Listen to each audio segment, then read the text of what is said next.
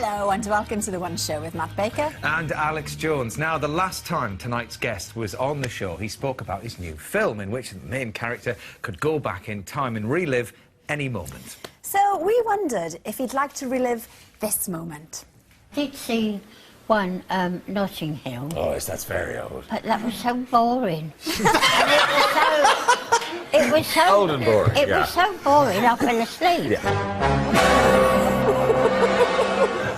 Well, please welcome Richard Curtis.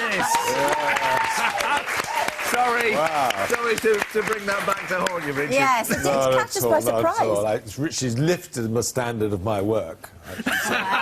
Frightened me. I now She try was and a be gem. better. She was. But the good news is Lillian couldn't be here tonight. No. That is good news. Yeah. But the I bad hope she's well. Well, yeah, Oh, there she's very is some well. bad news, though. The bad news is that she has reviewed your new DVD, About Time, and she'll be telling us all about her thoughts later.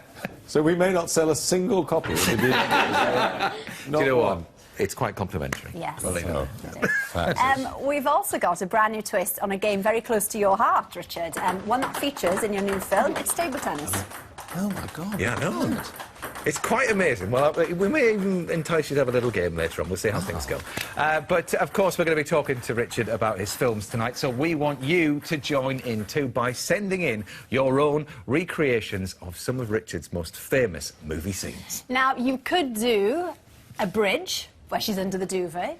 Yes, you could indeed recreate the father and son sofa scene from there. And if you're one of life's Mr. Beans, then maybe just send in a picture of yourself. All to the usual address. There it is. Yeah. Now, how many good friends, Richard, would you say that you have? There or thereabouts? 3? 3? That's good. You That's think a good number. 3? Yeah, no, Either you don't or need... 33. Right, OK. Well, you don't need many good friends, do you? No, because if you were on Facebook, you'd probably have 100,000 and they'd probably all be complete strangers. See where we're going with this? Yes. Yeah, well, to mark the 10th birthday of the social networking site, Lucy has been to Amersham in Buckinghamshire to try and make some friends the old-fashioned way. Oh, well, a very big thank you to everyone who became Lucy's friend. I counted 19 there, so that was good, wasn't it, Lucy? Well, it is good. It's good going for a Just morning. think of the question whether or not friends is the right term on that Facebook thing. Well, some of them are your good friends. Some not so much, but, you know.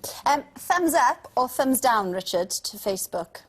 Oh, I think thumbs up. Yeah, I think thumbs up. It's an interesting point, though, that, isn't it? From a writer's perspective, what do you think about, you know, social networking, communicating just by writing? Well, we did a lot of that in Bridget Jones with absolutely disastrous effects. One of my kids told me the other day that it would be completely unacceptable to chuck someone except by text now. What? Yeah. Really? Well, they said really? well, because the horror of breaking that news face to face would just make it impossible for the person who was being chucked. So if you do it by text, that's polite, decent, humane behaviour. Oh, dear. Oh, Things I'm have not changed. sure. What is the world coming to? Yeah. Goodness me. Oh, well, it's probably a good time to mention our very own Facebook page.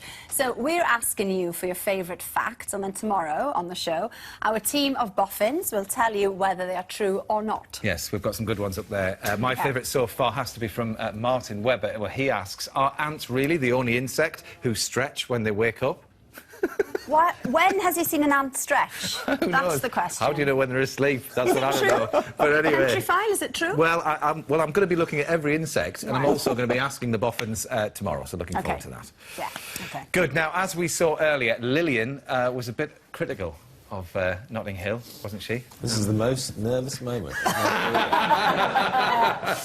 Well, as Richard's film is about reliving a situation and putting things right, we thought we'd ask Lillian back with her friends this time from her film club to review this new one. Thank God for the friends. Thank God for the friends, which is called About Time. Frederick's very nice. Don't worry. Had to get your eyes in at the end there. Isn't that lovely? The comedian in me was so hoping when you cut to her that she was fast asleep. That would have been priceless. That would have been so brilliant. She looked quite emotional, actually, Lillian. Yeah. I think she'd had a bit of a cry. Well, I'm absolutely thrilled. So 8 out of 10. Who was that? Well, you got 9s and 10s. Well, I got a 10, yeah. The first lady, yeah. Well, before that was Frederick. very thrilling and very risky indeed. And I'm hoping if they'd given it 2, you wouldn't have shown them. Well, basically, I mean, the DVD About Time, it is out tomorrow, and basically the main character, Tim, he goes back in time to relive moments for the greater good. But you've said that this is going to be the last film for you as a director. Now, is this because it kind of encapsulates everything that you want to say? Well, do you know, sort of. I mean, it's a big old job directing a film. It takes, in the end, about 3 years if you're going to write and direct it. And the message of the film is to cherish every day of your life, try and enjoy the texture of it, enjoy your dress and your shirt. And while we were making the film, Bill and I were filming on a beach, and we suddenly thought, wouldn't it be nice the next time we're on a beach just to be walking along it and chatting instead of working? So I think I'm trying to obey the orders of the film and take life a bit easier. I've got a question, actually. I watched it again on Saturday, and I'd really like to know, and for you people who haven't seen it, you'll want to know this as well, where is the house in the film?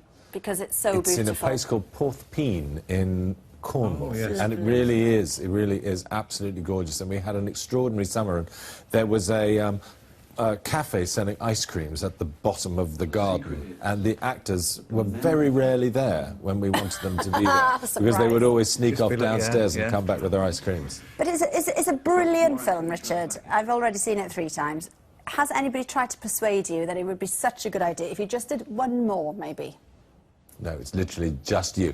If Lillian rings me and says one more film, then I might just change my mind. Yeah. Oh, we can arrange that.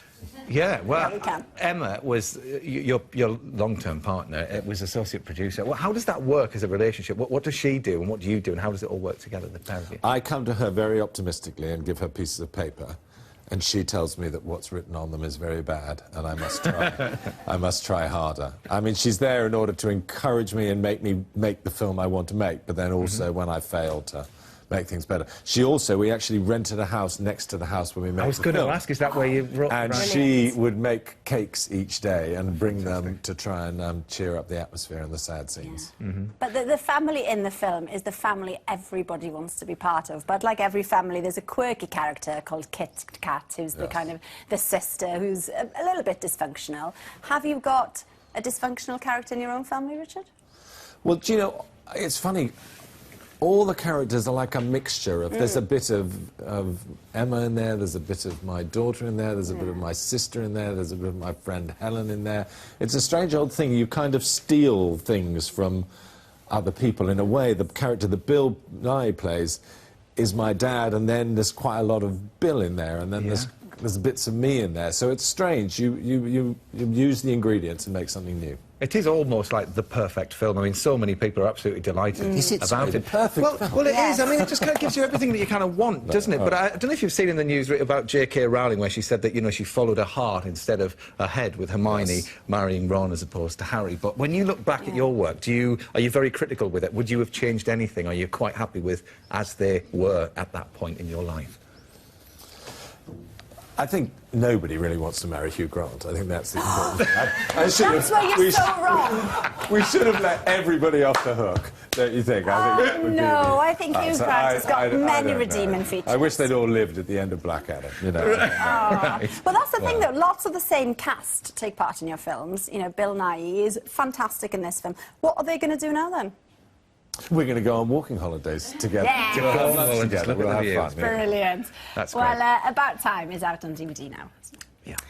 Now, when you break a leg or an arm, you don't expect to be taken to a police station. No, but when it comes to a mental illness, some people can spend up to 72 hours locked up. Writer and poet Benjamin Zephaniah spent a day with West Midlands Police to witness a new way of dealing with a very worrying problem.